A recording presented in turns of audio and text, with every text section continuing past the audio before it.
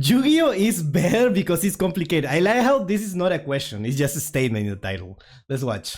Imagine this. You're running around the playground on a beautiful sunny day. You have no cares, no worries, just a stack of cards in your pocket held together. See, that's how you do it. You put the cards on your pocket, right? With a rubber band. If you had a box, if you had those plastic boxes, you were rich, right? You're so privileged. You have to put it in a rubber band. Yeah, in your pocket. That's how you do it. By a rubber band. No sleeves. This is, for a lot of us, how Yu-Gi-Oh started. There was no meta, no restrictions. There was basically no rules at all. But Yu-Gi-Oh is still around today, and it's changed a lot. The only one that's sleeved is the holo card? Yeah, of course. Like, a lot. Even though many of us have very fond memories of Yu-Gi-Oh from our childhood, it certainly doesn't have the same cultural significance as it did 25 years ago. Yeah. And to be honest, some of the non-card game people I talk to are surprised to hear it even still exists at all. Over the years, there have been plenty of rule changes, new card types and summoning mechanics added, and of course, plenty of effects that only seem to get longer and more convoluted with each passing year. So after dominating our childhood free time, what is it that caused so many people to turn their backs on Yu-Gi-Oh? Well, the complaints I hear most often can be boiled down to one simple thing. Is it really because it's complicated? There is no way. It's not that it's complicated, it's just like it's confusing more than anything. Confusing and complicated are different things, right? Modern Yu-Gi-Oh is too complicated. And yes, I'd be crazy to say this isn't at least a little bit true. Yu-Gi-Oh is a very complicated and deep game to play at pretty much any level.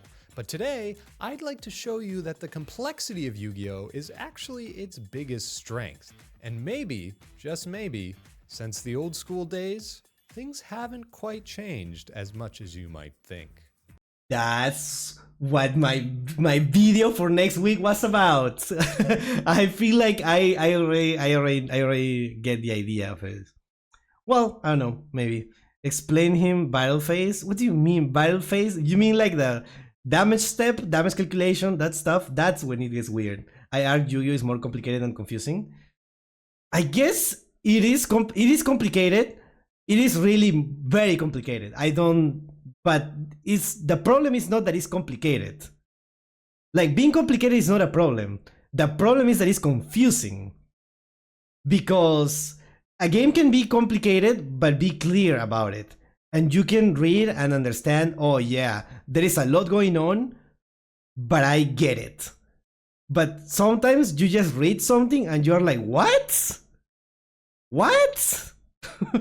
What am I reading, right? So the issue is, to me, is not that it's complicated, it's that it's confusing because of how the card text is just like a big like bulk of text instead of being like different like oh my god, what is it called, like bullet points. If there were bullet points, there could be even more text. Like, the card could be just bullet points. It would be more clear, more complicated, but it would be less confusing. You know what I mean? Complexity is a problem because it's barrier to entry. I don't think the problem is the complexity. I think well, we'll see. We'll see. I agree though, being complicated and dynamic is Yu-Gi-Oh's biggest strength as its weakness. I feel like a game can be complicated and complex without being confusing. Okay, maybe that's the video idea. Maybe that's the video idea that we have to get into. Yeah, I think that's it. Okay. Chat, we made it. We made it. Subscribe. Subscribe. Okay. The early days of Yu-Gi-Oh were completely unmatched in terms of impact on our lives. The dramatic action of the anime carried over directly to the playground, and stories of schools completely banning Yu-Gi-Oh became more and more common as real-life physical fights continuously broke out over the cards. But who could blame us? This was high-stakes stuff. The anime was constantly filled with characters we loved being pushed to their limits, and more often than not, dueling in life or death situations. So what could be better than buying some of the cards for yourself and participating in these epic moments on your own? But this all leads me to my main point. From the beginning, Yu-Gi-Oh was never really meant to be a real-life playable card game. If we take a look at what Yu-Gi-Oh was originally created, it was about just games. Really, it was nothing more than a simple plot device. Yu-Gi-Oh! Originally started as a manga series where the spirit of the pharaoh would awaken and take over Yugi's body to play shadow games against various corrupt people in the real world. Very notably though, the game being played in each chapter was not the Yu-Gi-Oh! Card game itself. Instead, the pharaoh would play deadly games to match the situation the characters were in, with they just play random games in order to progress the story. Right, I forgot there was a story. I forgot there was a story, but yeah, that's true. And Duel Monster was just one of the games, which was their version of like Magic. Yeah.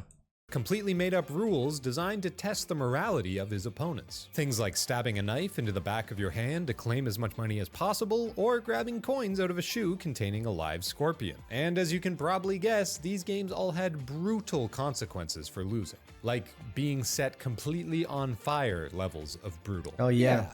They go to a Shadow Realm after that, right? The idea of kids who were fans of this series trying to replicate some of these games on their own became more and more of a concern as the manga got more popular. So Kazuki Takahashi was looking for ways to tone things down a bit.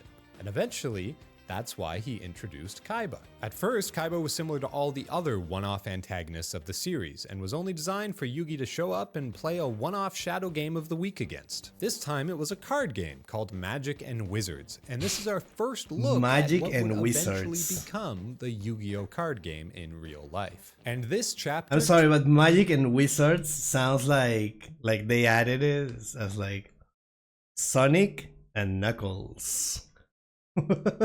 Sonic and Knuckles took Japan by storm. Seemingly overnight, Yu-Gi-Oh! Was becoming a household name, and Kaiba was quickly becoming one of the most popular characters in the entire series. Because of this, for the first time ever, Kaiba was brought back for a second time.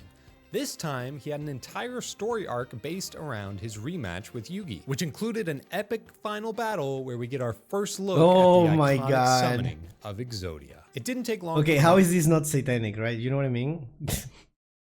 It's not. I know it's not, but like I understand why people will think that it is. Yeah, Exodia, dude. So series cool. To take on a whole new direction after this, since this was the most popular story arc by far. Soon, the entire story was entirely based around the card game Magic and Wizards, or, as it was soon renamed, Duel Monsters. Yeah, let's be honest, the old name was a lawsuit waiting to happen. And thanks to this new direction for the series, it went on to become what it's known as today, one of the highest grossing manga franchises of all time. Really? And with a shiny new anime to go along with it, it was only a matter of time before the story based around these cards made the cards into real life purchasable merchandise. But when it comes to transitioning these cards into a real life game with rules, yeah, it made things a lot more complicated. Despite all this, the release of the TCG in the West had solid rules from the very beginning that gave Yu-Gi-Oh! A lot of structure. You had to sacrifice monsters. I forgot what the video was about. I was like paying so much attention that I completely forgot what the video was about.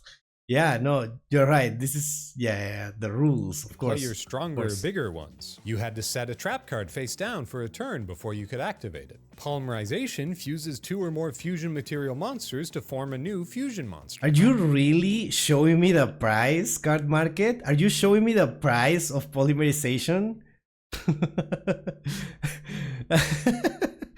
Oh. Wait, what? That doesn't explain anything to do with how you actually fusion summon. Wait, fusion sorry? material monsters to form a... Fuses 2 or more fusion material monsters to form a new fusion monster? Uses. This is something that people who make like custom card designs need to understand about how to word things. Yeah, because some cards used to be like that. Now there is a standard way of how to write card effects. A new fusion monster. Wait, what? That doesn't explain anything to do with how you actually fusion summon a monster. Okay, so maybe some of these early cards leave a little bit of room for interpretation on how to resolve their effects. but that was actually a huge problem for the game. This standardized rule set that the card game was trying to establish was in stark contrast to the anime, which was airing at the exact same time. Duelist Kingdom is obviously known for its wacky screw the rules type moments, so reading the rulebook for the card game, if you even had one, was mostly considered optional. And especially as kids who were watching the anime before we ever had the chance to get our hands on real life cards, we mostly just wanted to copy what was going on in the show. So when you have the context that we were all watching the first season of the anime with ridiculous rulings, and then you have cards in the real game that were completely up to interpretation of how they were supposed to resolve, old school playground Yu-Gi-Oh! Was less about actually being good at the game and more about just being best at convincing your opponent on why you should win. We weren't really interested in playing by the real rules. We were just trying. Ritual monsters coming soon. I missed that. Was that there? Giant soldier of stone attacks the moon. Yeah. You can attack like random stuff. So.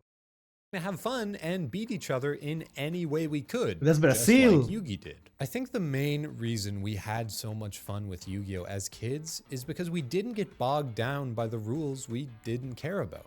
We just played whatever was the most fun in the most fun way and slung our cards across the table with anticipation of what was going to happen next. I don't think anyone really misses the old Yu-Gi-Oh! Because the old Yu-Gi-Oh! Mostly never even existed in the first. So true. You don't miss, like Mr. Yugi Boomer, you don't miss old Yu-Gi-Oh! You miss being 10 years old. That's what you miss. You miss being in middle school or whatever. Isn't Attack the Moon a card now? Yeah, it is a card now, but it wasn't never the effect of or whatever from the monster.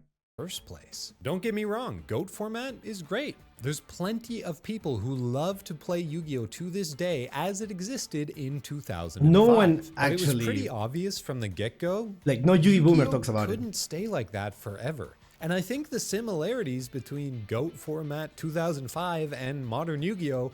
Are actually a lot closer than people think. Yeah. GOAT format is extremely back and forth. Normal summoning and attacking into trap cards, flip monsters, maybe holding back to dodge a torrential tribute. But that same back and forth gameplay is happening in modern Yu-Gi-Oh! As well, albeit at a much, much faster pace than it's happening in GOAT format, of course. Instead of this push and pull gameplay being stretched out over multiple turn cycles, things are much more condensed, and games have much smaller turn Malice counts. jumpscare. But it's what happens during these turns that matters the most. A single turn of modern Yu-Gi-Oh! Can have just as many points of interaction as an entire game of old school Yu-Gi-Oh! And this shift in perspective allows you to see the game we all know and love is still very much alive and well in the modern metagame of Yu-Gi-Oh! I would say the card advantage and economy-based use of effects is mostly the same today as it was back then. Of course, sometimes your opponent will still full combo and you'll just lose. It's iconic, dude. I love this. There's nothing to say. Like, I see this and I instantly know what they are talking about. Even if power creep is still an issue. Yeah. It's the game. But is that so different to them opening Pot of Greed into Graceful Charity into Delinquent Duo and snowballing the entire game from there? Yeah.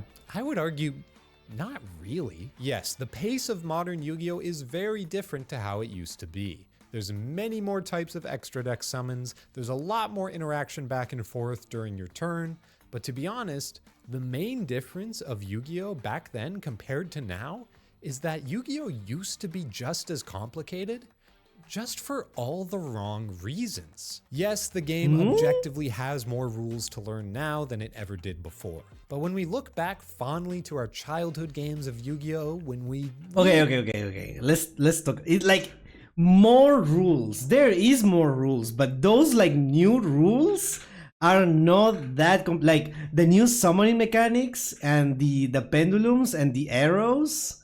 I feel like they are not as complicated as what the hell is going on with the damage step. I stand by it. I feel like pendulums are easier to understand than the damage step. Yes. Even if pendulums are like non-intuitive, like at least at least they make sense, right? At least I can read it and understand it. The other thing is like no. Link summoning is no. I mean like the arrows that they have to be pointing at the stuff, right? It's super simple, right? When you're a new player, you forget about that stuff. I used to forget about that all the time. It's like, oh no, I put that in the wrong place. Now I have to use this monster because it's the only place where I can summon the thing, right? Well, the thing there is a lot of decks that skip that mechanics. Yes, I guess. You weren't playing by the rules anyway. I think you see my point by now. So don't be mistaken, it's not... Sometimes link summoning is 1 + 3 = 2. I get what you mean. Links and pendulums that ruined the game. It's just a lot harder to find somebody now that will let you summon a Blue Eyes White Dragon without tributing, since we're not all 11 years old anymore. But at the same time we were dragging our cards through the sand on the playground, there was a real competitive community starting to form around Yu-Gi-Oh! And unlike us, these people were playing by the actual rules. This was a complete... Remember that flip effects happen in the after damage calculation substep. It's complicated. Yeah, that's what I mean, right? Flip effects, like okay. See, flip monsters are more complicated than link monsters. Right? Who's with me? Who's with me? Flip monsters are more complicated than link monsters. I stand by it. I 100% stand by it.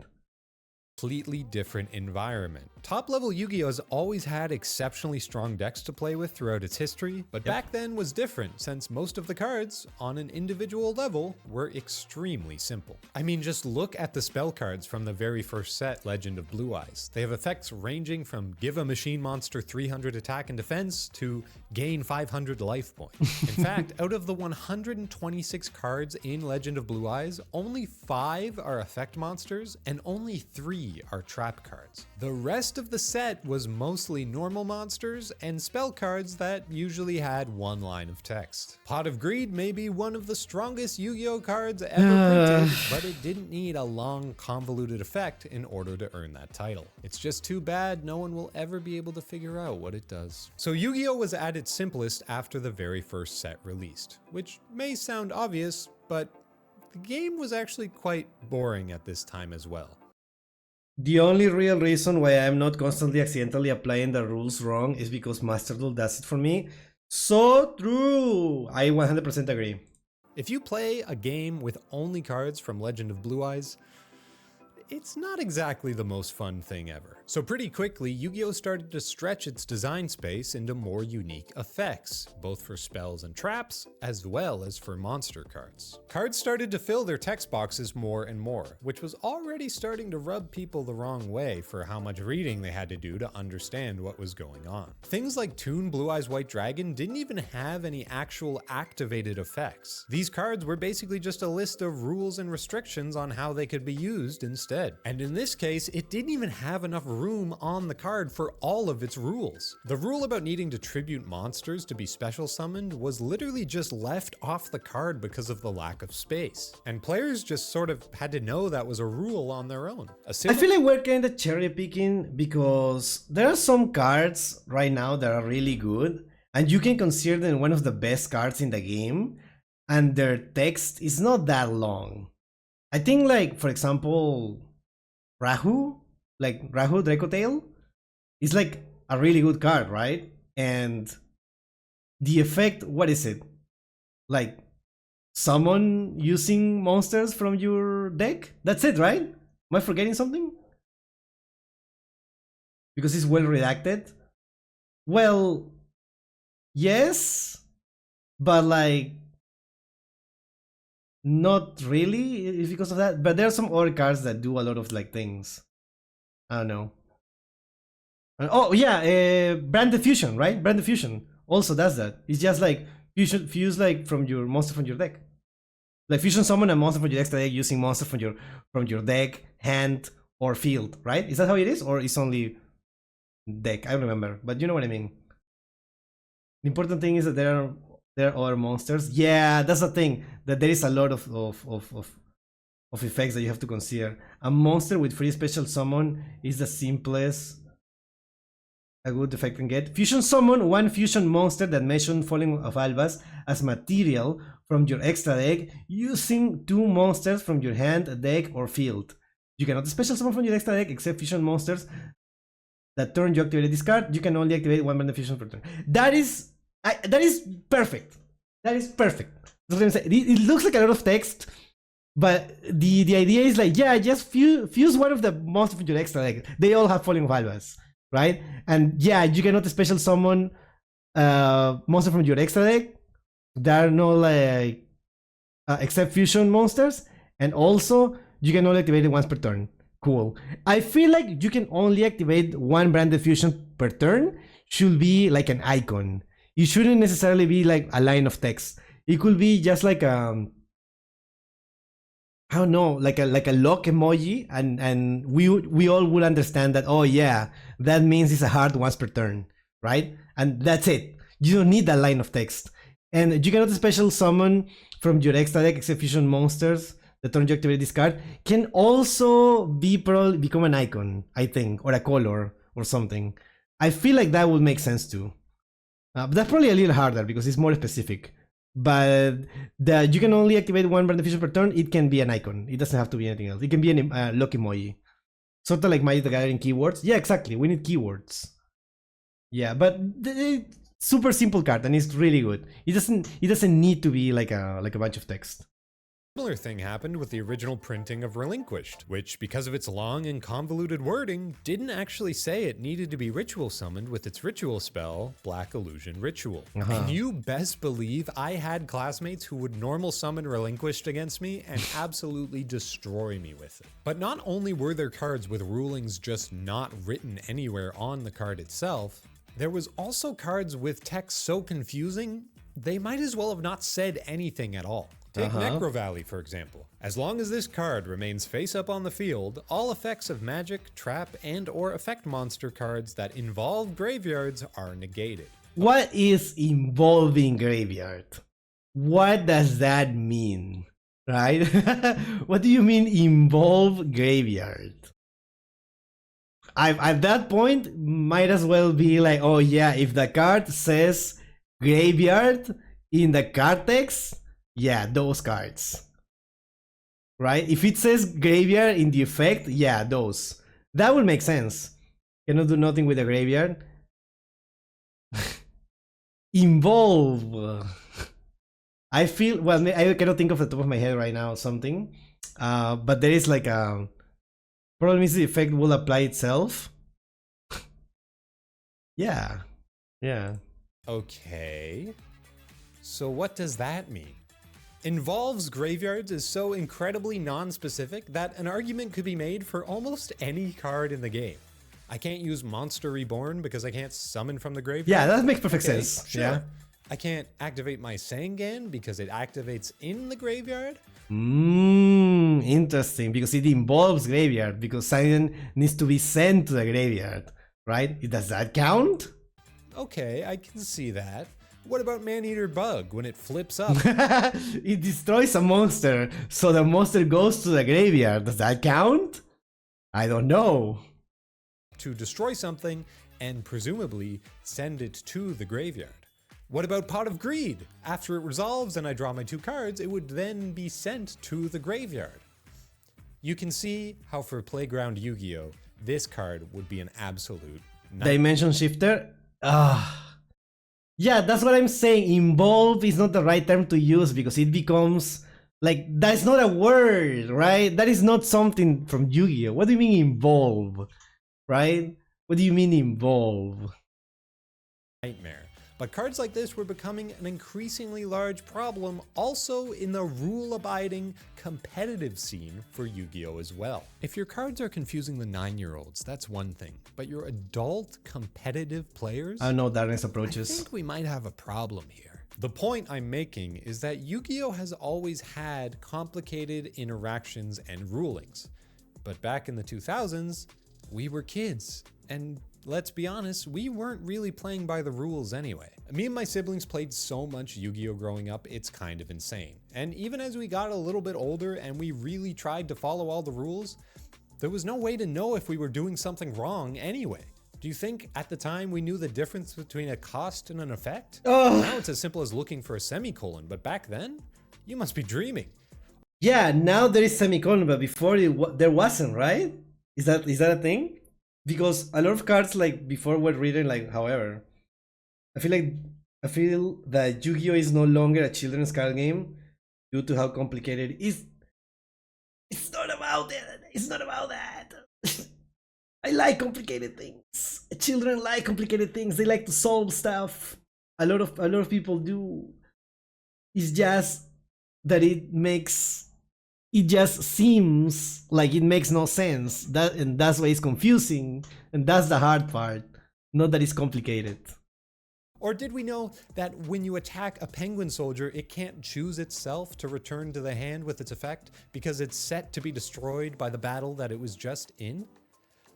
No, of course not. What is set to be destroyed? Even if we wanted to look that up, that's not something that's in the rule book anyway. These are kinds of rulings that you just had to know were a thing if you wanted to play the game properly. Article? And at the time, we just had no idea. All of this is to say, Yu-Gi-Oh has always been complicated. Ever since the introduction of the TCG, you have rulings that you just need to know exist and how they work, and specific interactions and how they work in order to play the game by the rules. And I don't want this to sound like I'm making a big deal out of very niche and specific interactions that never actually came up in games. Is that there were many of them. Past the first few sets, you had to know what all the cards did on your own, because reading them really wasn't going to help you. To illustrate my point with a bit of a broader topic, let's take something as simple as targeting. Targeting is very, very important in Yu-Gi-Oh, since non-targeted removal tends to come at a premium and has far less counterplay than effects that do target. Today, we take for granted that if a card says the word target in its effect, that means it targets, and if it doesn't say target, then it obviously doesn't. But this was not always the case. Yeah. Before card text was standardized with problem-solving card text in 2011, there were plenty of cards that you just had to know if they were effects that targeted. Okay, so what's the difference between them? Return one monster on the field to its owner's hand. Yeah, that doesn't target, right? Yeah, that doesn't target.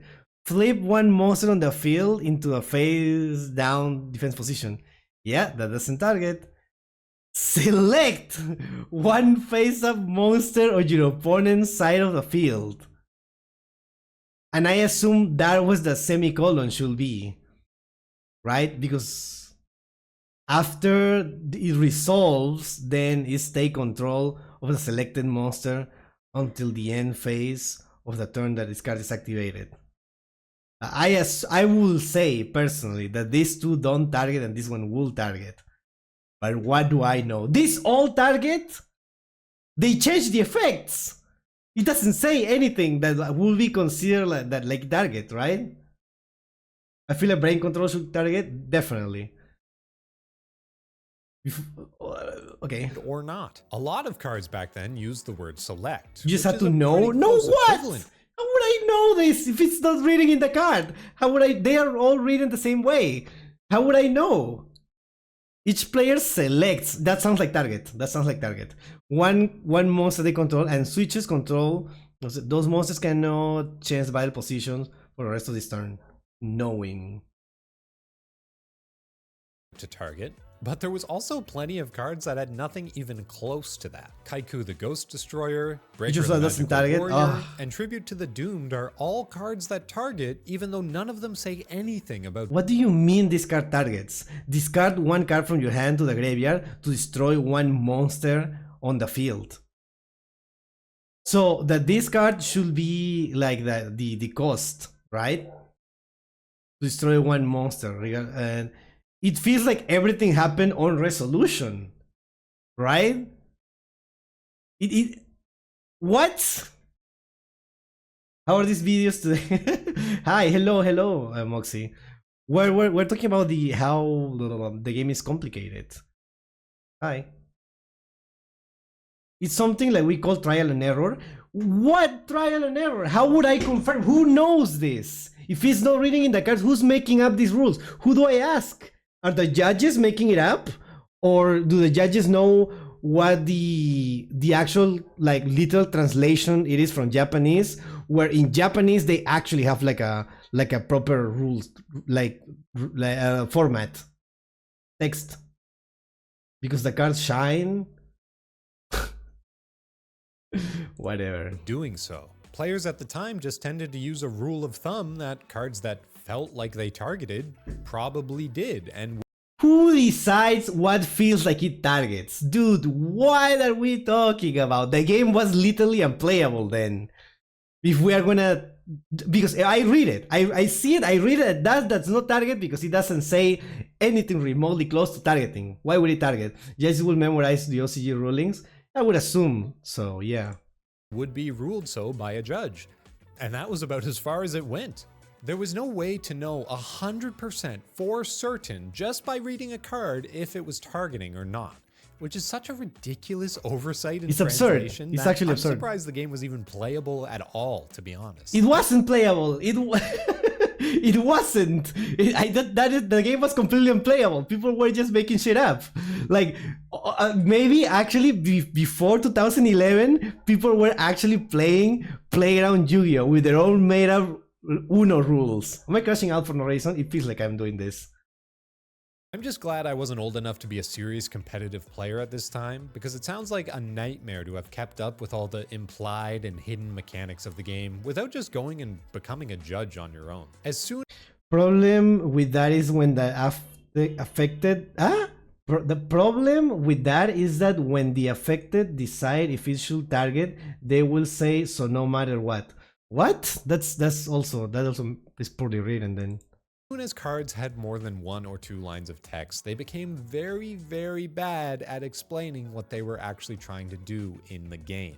And to make matters worse, not all judges are created equal. So going down to your local card shop and playing one week, ask the judge a ruling, he might tell you something completely different. Oh my god, this is the worst thing ever. I hate it. High-level event. And there was nothing you could do about it. And sadly, it took a long time for this problem to be fixed. For the entire GX era and for most of the 5Ds era as well, cards continued to get more and more complicated without any way to properly digest how their effects really worked.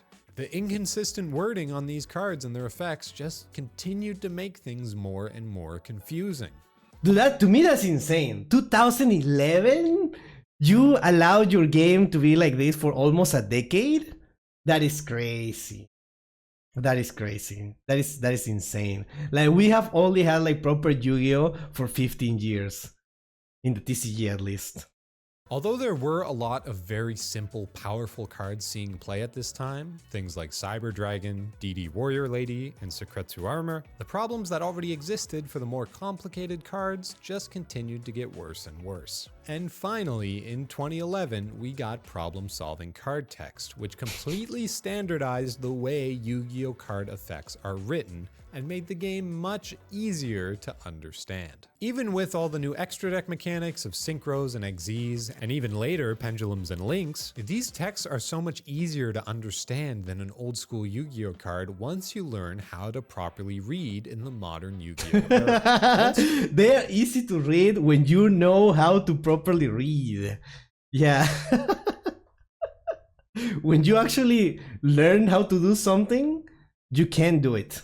You play for a while, scanning for the useful information on a card becomes almost like a second nature, and you can oftentimes guess what certain sections of the card will even say before you read it. So although it may look intimidating, I promise modern Yu-Gi-Oh! Card text is actually extremely digestible when you compare it to the nonsense of the first printing of some of these. Yeah, if you compare it to that, yeah, sure. I'm looking at you, last turn. But it was around this time the gameplay of Yu-Gi-Oh! Started to shift heavily as well, not just the way that the cards were written. Synchros and XZs both hit the scene like a freight train, causing tons of players to quit upon both of their respective arrivals.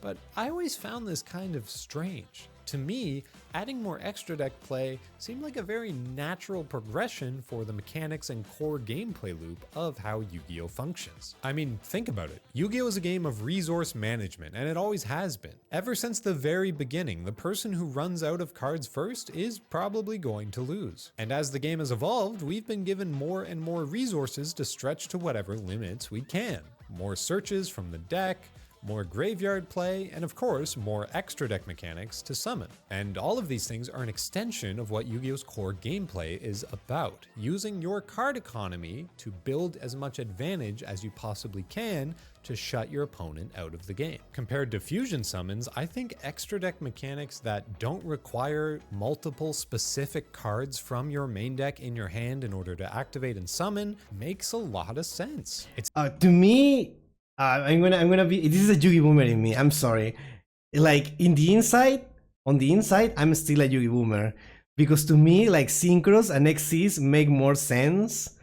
But then for links, they are either like completely generic or they require something super specific, right? Sometimes it just feels really specific, like oh yeah, machines, or I don't know, actually, I don't know anymore. Or like something from the specific archetype.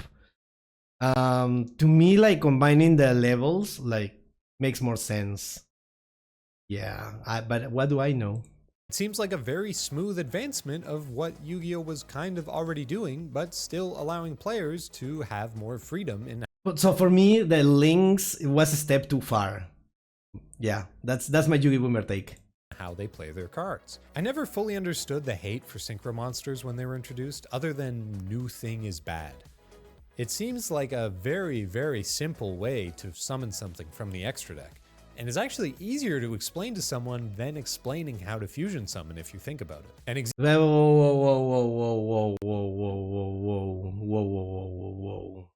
whoa. Yeah, it's simpler, yeah. It's less complex, yeah. But I want it to be more complex. Z summoning is even easier than synchro. You don't even have to add the levels together. Yeah. My point is, yes, these are new rules that were added to the game, but the way they diversified the gameplay and gave players more options to play more cards seemed like a great addition in my mind. So overall, I don't think modern Yu-Gi-Oh being too complicated is the real problem. I genuinely think a newer player looking to get into the game can have a lot of fun, especially if they have a baseline of the older rules already. Okay. We circle back to the start of the video when we were talking about this. So the issue, hold on, this is an unflattering. Yeah, okay, this is better. So the new players, this seems like good for us that we like Yu-Gi-Oh. We're already like into it, right? So understanding the rules are like, yeah, actually the rules are pretty simple, really. Like they are easy to understand, and yeah, you just need to know. You just need to know what any like if, when, semicolon, like all of that means, right? And when you understand that, everything, everything is so simple. You instantly know. You can predict what the cards do, right? It makes perfect sense. You can already imagine what the full deck looks like when you just read one card, because we already know. That's the thing, we already know. But for a new player, you read that and you are like, what? This is just a wall of text. I read it and I have no idea what's going on because it's confusing. Yeah, that's my take. Game can have a lot of fun, especially if they have a baseline of the older rules already. All the new things that have been added as actual gameplay rules are not that complicated, I promise. Yeah, because they have been added and we understand the previous thing because we have been learning, we grew up playing this, we know that, we get a grasp of it, so we understand. But for a new player, it's like, and that's the problem, that's why people think the game is dead. Also, all the cards are written so clearly now. No, if they you are just not. Take the time to read them. Yes, if you take the time. Yes. The problem is the formatting. The format of the text, the card text, is so like messed up. It's just like a bunch of like words, right? There's need to be bullet points, like there is in the OCG, right? A number. This is effect 1, this is effect 2, this is effect 3. Right? It's already messed up that there's 3 effects in one card, but it makes sense, right? And at the end it says like, oh, each effect is once per turn. Cool, awesome. They will fully explain what is going on. Of course, there is fringe situations and scenarios where cards interact in a certain way that you're not going to understand. But that's true of any card game, not... It's more intimidating than confusing. Yeah, the fact that it's confusing makes it intimidating because it's like, what do I do? I don't know, right? just Yu-Gi-Oh! And I think this is the real problem. There's not a good way for new players to get the time and experience with the cards in order to be able to learn the game properly. Sure. Master Duel, after you're done the tutorial, basically just throws you to the wolves. And yes, there is a solo mode that you'll probably have a good idea of all the rules by the end of it if you do everything, but it doesn't exactly push you in that direction. So most people simply aren't going to play that way. So if you've made it this far and Modern Yu-Gi-Oh! Does sound fun, I would recommend grabbing a friend and having them teach it to you. Yeah, Someone you have can to get ask a human. questions to, and just worry about having some fun. Don't take it too seriously. Don't feel like you have to learn everything right away. Just go into it with an open mind of always wanting to learn more. The reason old school Yu-Gi-Oh! Was so fun was because Yu-Gi-Oh! Was whatever we wanted it to be. It was like constantly D&D. shifting and changing to go wherever we deemed the most fun was to be had. And if you're brave enough to give the modern Yu-Gi-Oh! A try, I think you might just be surprised at what you find. Thanks for watching. Really? Okay, good video, good video. I know I have my some disagreements, but overall I think it's good. Hello, boy, welcome. Yep, I did. Yeah. Pablo did that. Pablo actually got a coach to learn the game, and I was honestly impressed. Like how you in like 2-3 weeks you were already like, oh yeah, this person knows like what's going on. This person knows more than the regular. Not the regular. No, just regular. The average like Master Duel player, honestly. 2 teachers, well, that maybe helped that. But yes. That's awesome. That's awesome. That's what you do. Like if you care about it, you talk to someone who also knows. But a lot of people don't have that luxury of having friends. So I understand. I understand the feeling. Yeah. Thank God I had the chat for me. Yeah, the chat is so amazing. So yeah, let me know what do you think, chat, about the game being more confusing. Maybe I'm using the wrong words. Maybe the word that I'm looking for is intimidating more than confusing. To me, it's confusing, but it's what makes it intimidating to new players.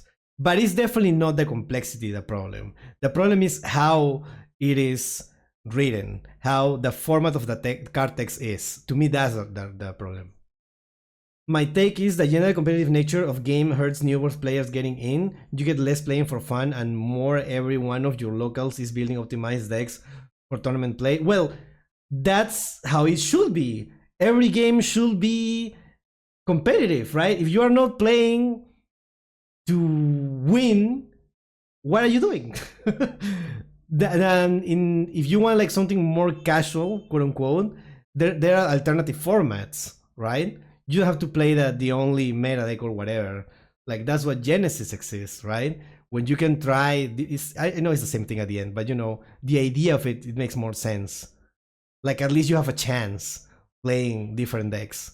If you don't play the meta decks, you don't have a chance unless your deck is constructed in a way to play against those meta decks, I feel. Yeah. So you're saying everyone should be a meta hacker? That's literally not what I said. I literally said that's what people should play different formats, right? You cannot ask the meta players to not play the meta, right? That is absurd, right? If you want the best chances of winning, you have to play meta decks, right? Domain format exists. Yeah, I don't know about alternative formats, but there are alternative formats. The thing is like they are not pushed by Konami. There should be alternative formats in Master Duel, and I stand by it. That's the thing that they definitely should exist. There should be Goat, there should be Edison, and there should be Genesis. At least those three, definitely. Yeah. I don't know, maybe Cube, a draft format. I don't know, dude. To like improve deck building. We will improve deck building, chat. I'm not saying no one should be playing competitive. I'm saying new players don't get eased into the game. Even the rogue strategies are fully optimized, and you have to hope someone is willing to pull their punches if you're a brand new player. Yeah, I agree. That's what you just have to get better. That's what you just have to get better. I don't know. Like, there is no other choice, right? To me, if I'm trying a new game and my opponent pulls their punches, I feel offended. I really do. I feel offended if someone pulls their punches.